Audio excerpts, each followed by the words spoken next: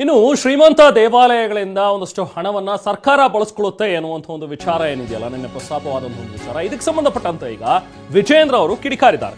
ಶ್ರೀಮಂತ ದೇವಾಲಯಗಳಿಂದ ಹಣ ಬಳಕೆ ವಿಚಾರಕ್ಕೆ ಸಂಬಂಧಪಟ್ಟಂತೆ ಸರ್ಕಾರದ ವಿರುದ್ಧ ಬಿವೈ ವಿಜಯೇಂದ್ರ ವಾಗ್ದಾಳಿ ನಡೆಸಿದ್ದಾರೆ.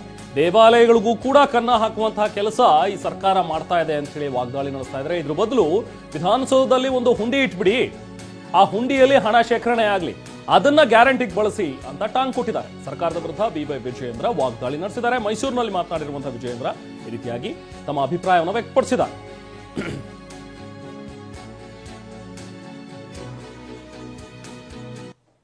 ಯಾವುದೇ ಕ್ಷೇತ್ರದಲ್ಲಿ ಇವತ್ತು ಅಭಿವೃದ್ಧಿ ಮಾಡೋದಕ್ಕೆ ಆಗ್ತಾ ಇಲ್ಲ. ₹1 ಅನುದಾನನೂ ಕೂಡ ಕೊಡ್ತಾ ಇಲ್ಲ. ಮತ್ತೊಂದು ಕಡೆ ಸರ್ಕಾರಿ ನೌಕರರಿಗೂ ಕೂಡ ಸಂಬಳ ಕೊಡ್ತಕ್ಕಂಥ ಸಾಧ್ಯತೆ ಕಡಿಮೆ ಆಗ್ತಾ ಇದೆ. ಅಂತರ ಒಂದು ದಾರುಣ ಪರಿಸ್ಥಿತಿ ನಿರ್ಮಾಣ ಆಗ್ತದೆ. ಆರ್ಥಿಕ ಪರಿಸ್ಥಿತಿ ಸಂಕಷ್ಟದಲ್ಲಿರ್ತಕ್ಕಂಥ ಸರ್ಕಾರ ಶ್ರೀಮಂತ ದೇವಾಲಯಕ್ಕೂ ಕೂಡ ಕನ್ನ ಹಾಕ್ತಕ್ಕಂಥ ಕೆಲಸ ರಾಜ್ಯ ಸರ್ಕಾರ ಇವತ್ತು ಮಾಡ್ತಾ ಇದೆ. ನಿಮ್ಮ ಉಬ್ಬಿದ ರಕ್ತನಾಳಗಳ ಸಮಸ್ಯೆಗೆ ಎವಿಸ್ ಆಸ್ಪತ್ರೆಯಲ್ಲಿ ಕೇವಲ 30 ನಿಮಿಷದ ಲೇಸರ್ ಚಿಕಿತ್ಸೆಯೊಂದಿಗೆ ಮುಕ್ತಿ ಹೊಂದಬಹುದು. ಹೆಚ್ಚಿನ ವಿವರಗಳಿಗಾಗಿ ಸಂಪರ್ಕಿಸಿ 8088837300. ನಾನು ಹೇಳ್ತೇನೆ, ಮಾನ್ಯ ಮುಖ್ಯಮಂತ್ರಿಗಳಿಗೆ ಒಂದು ಸಲಹೆನ ಕೊಡ್ತೇನೆ.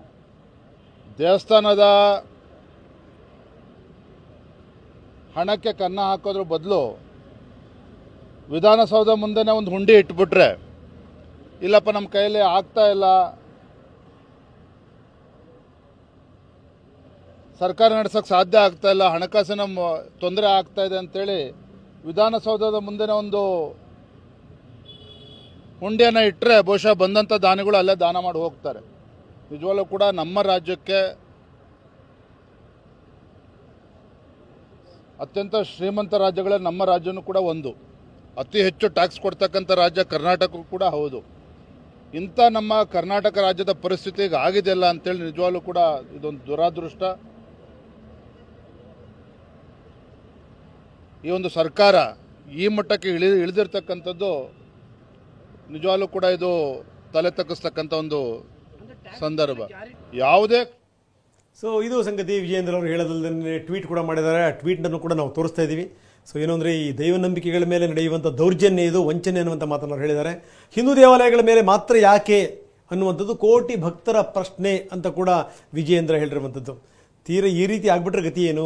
ಇದರ ಅನುಸಾರ ಇನ್ನು ಮುಂದೆ 1 ಕೋಟಿ ರೂಪಾಯಿಗೂ ಆದಾಯ ಮೀರಿದ ದೇವಸ್ಥಾನಗಳ ಆದಾಯದ 10% ಹಣವನ್ನು ಸರ್ಕಾರ ಬಾಚಿಕೊಳ್ಳುತ್ತೆ. ಇದು ದರಿದ್ರತನ ಅಲ್ಲದೇ ಬೇರೇನೂ ಅಲ್ಲ. ದೇವರ ಅರಿಕೆ ಮತ್ತು ದೇವಸ್ಥಾನದ ಅಭಿವೃದ್ಧಿಗೆ ಭಕ್ತರು ಸಮರ್ಪಿಸುವಂಥ ಕಾಣಿಕೆಯನ್ನು ಯಾಕೆ ಬಳಸ್ಕೋಬೇಕು ಅನ್ನುವಂಥ ಪ್ರಶ್ನೆಯನ್ನು ವಿಜಯೇಂದ್ರ ಎತ್ತಿದ್ದಾರೆ.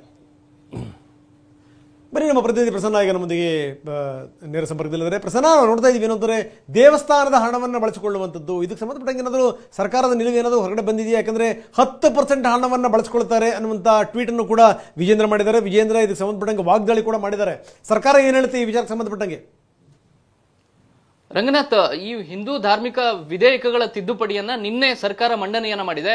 ವಿಧಾನಸಭೆಯಲ್ಲೂ ಕೂಡ ನಿನ್ನೆ ಚರ್ಚೆಯಾಗಿದೆ. ಬಹುತೇಕ ವಿಧಾನಸಭೆಯಲ್ಲಿ ಅಂಗೀಕಾರ ಆದಂತಹ ರೂಪದಲ್ಲಿ ಇವತ್ತು ವಿಧಾನ ಪರಿಷತ್ಗೂ ಕೂಡ ಬರುತ್ತೆ. ಈ ವಿಧೇಯಕದಲ್ಲಿ 2 ಅಂಶಗಳನ್ನ ಸರ್ಕಾರ ಪ್ರಸ್ತಾಪ ಮಾಡಿದೆ. ಅದು 1 ಕೋಟಿಗಿಂತ ಹೆಚ್ಚು ಆದಾಯ ಇರುವಂತಹ ದೇವಸ್ಥಾನಗಳು ಸರ್ಕಾರಕ್ಕೆ 10% ಹಣವನ್ನ ಭರಿಸಬೇಕು ಅನ್ನುವಂಥದ್ದು. ಇನ್ನೊಂದು 1 ಕೋಟಿಗಿಂತ ಕಡಿಮೆ 10 ಲಕ್ಷಕ್ಕಿಂತ ಹೆಚ್ಚು ಆದಾಯ ಇರುವಂತಹ ದೇವಸ್ಥಾನಗಳು 5% ಆದಾಯದ ಹಣವನ್ನ ಸರ್ಕಾರಕ್ಕೆ ಭರಿಸಬೇಕು. ಉಳಿದಂತ ಅದು ಸರ್ಕಾರದ ವ್ಯವಸ್ಥಾಪನಾ ಸಮಿತಿಯ ಅಕೌಂಟ್ ನಲ್ಲೇ ಇರುತ್ತೆ. ಆದ್ರೆ ಈ ಮೊತ್ತವನ್ನ ಸರ್ಕಾರ ಡಬಲ್ ಮಾಡಿದೆ. ಹಿಂದೆ 10% ಇರಲಿಲ್ಲ. 1 ಕೋಟಿಗಿಂತ ಮೀರಿ ಆದಾಯವನ್ನು ಹೊಂದಿರುವಂತಹ ದೇವಸ್ಥಾನಗಳು ಕೇವಲ 5% ಮಾತ್ರ ಸರ್ಕಾರಕ್ಕೆ ಹಣವನ್ನ ಸಲ್ಲಿಕೆ ಮಾಡಿದ್ರೆ ಸಾಕಾಗ್ತಿತ್ತು. ಅದನ್ನ ಈಗ ಸರ್ಕಾರ 10% ಮಾಡಿದೆ. ಈ ರೀತಿ ಡಬಲ್ ಮಾಡಿರುವಂತಹ ಒಂದು ನಿಟ್ಟಿನಲ್ಲಿ ಇದೀಗ ವಿರೋಧ ಪಕ್ಷಗಳು ಮತ್ತು ಬಿಜೆಪಿಯ ಕೆಂಗಣಿಗೆ ಸರ್ಕಾರ ಗುರಿಯಾಗಿದೆ. ನಿನ್ನೆಯೂ ಕೂಡ ವಿಧೇಯಕದ ಮೇಲೆ ಚರ್ಚೆ ನಡೆಯುವಂತಹ ಸಂದರ್ಭದಲ್ಲಿ ಸಾಕಷ್ಟು ವಿರೋಧ ವ್ಯಕ್ತವಾಯಿತು. ಆದ್ರೆ ಸಂಖ್ಯಾಬಲದ ಕೊರತೆಯ ಹಿನ್ನೆಲೆಯಲ್ಲಿ ಬಿಜೆಪಿಗೆ ಯಾವುದೇ ರೀತಿಯ ಅದನ್ನ ವಿರೋಧಿಸುವಂತಹ ಕೇವಲ ಎಲ್ಲಾ ದೇವಸ್ಥಾನಗಳಿಗೂ ಕೂಡ ಅಪ್ಲಿಕೇಬಲ್ ಇದು, ಅಂದ್ರೆ ಮುಜರಾಯಿ ಇತರ ಎಲ್ಲಾ ದೇವಸ್ಥಾನಗಳಿಗೂ ಕೂಡ ಅಪ್ಲಿಕೇಬಲ್ ಆಗೋ ಹಾಗೆ ಇಲ್ಲ ಇಲ್ಲ ಇಲ್ಲ ಇಲ್ಲ ಮುಜರಾಯಿ ಇಲಾಖೆಯ ವ್ಯಾಪ್ತಿಯಲ್ಲಿ ಬರುವಂತಹ ABC ಗ್ರೇಡ್ ನ ದೇವಸ್ಥಾನಗಳಿರ್ತವೆ. A ಗ್ರೇಡ್ ನ ದೇವಸ್ಥಾನ ಅಂದ್ರೆ ಅದು 25 ಲಕ್ಷಕ್ಕಿಂತ ಆದಾಯ ಮೀರಿದಂತಹ ಒಂದು ದೇವಸ್ಥಾನ. B ಗ್ರೇಡ್ ಅಂತಂದ್ರೆ 25 ಲಕ್ಷದಿಂದ ಕಡಿಮೆ, 10 ಲಕ್ಷಕ್ಕಿಂತ ಹೆಚ್ಚು. 10 ಲಕ್ಷಕ್ಕಿಂತ ಕಡಿಮೆ ಇರುವಂತಹ ದೇವಸ್ಥಾನಗಳದ್ದು C ಗ್ರೇಡ್ಗೆ ಬರುತ್ತೆ. ಈಗ ಇರುವಂತದ್ದು 1 ಕೋಟಿಗಿಂತ ಹೆಚ್ಚು ಆದಾಯ ಅಂದ್ರೆ ಬಹುತೇಕ ಇದೆಲ್ಲವೂ A ಗ್ರೇಡ್ ದೇವಸ್ಥಾನಗಳಾಗ್ತವೆ. ಉದಾಹರಣೆಗೆ ಕೊಲ್ಲೂರು ಮೂಕಾಂಬಿಕಾ ದೇವಸ್ಥಾನ, ಅಲ್ಲಿ ವರ್ಷಕ್ಕೆ 18 ಕೋಟಿಗಿಂತ ಹೆಚ್ಚು ಆದಾಯ ಬರುತ್ತೆ. ಆ ರೀತಿಯ ದೇವಸ್ಥಾನಗಳು A ಗ್ರೇಡ್ ನ ದೇವಸ್ಥಾನಗಳ ವ್ಯಾಪ್ತಿಗೆ ಬಹುತೇಕ ಇದು ಒಳಪಡುತ್ತೆ. 1 ಕೋಟಿಗಿಂತ ಹೆಚ್ಚು ಆದಾಯ ಇತ್ತು ಅಂದ್ರೆ ಅದು 10% ಅನ್ನ ಸರ್ಕಾರಕ್ಕೆ ಸಲ್ಲಿಕೆ ಮಾಡಬೇಕು. ಅಂದ್ರೆ 10 ಲಕ್ಷವನ್ನ ಸರ್ಕಾರಕ್ಕೆ ಕೊಡ್ಲೇಬೇಕಾಗುತ್ತೆ. ಈ ರೀತಿಯ ನಿರ್ಧಾರ ಇದೀಗ ಬಿಜೆಪಿಯ ಕೆಂಗಣಿಗೆ ಗುರಿಯಾಗಿದೆ.